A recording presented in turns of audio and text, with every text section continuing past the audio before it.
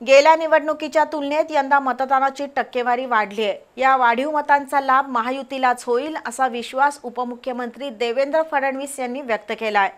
मुंबईत ते पत्रकारांशी बोलत होते। मुख्यमंत्री लाडकी बहीण योजनेमुळे महिलांच्या मतांचा टक्का वाढला असल्याची कबुली उपमुख्यमंत्री फडणवीस यांनी दिली आहे।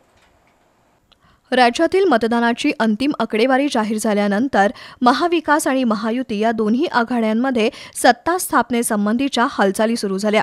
या निवडणुकीत विजयी होण्याची शक्यता असणाऱ्या अपक्ष आणि बंडखोरांशी दोन्ही बाजूकडून संपर्क साधला जातोय। या पार्श्वभूमीवर उपमुख्यमंत्री देवेंद्र फडणवीस यांनी आज मुंबईत पत्रकारांशी संवाद साधला।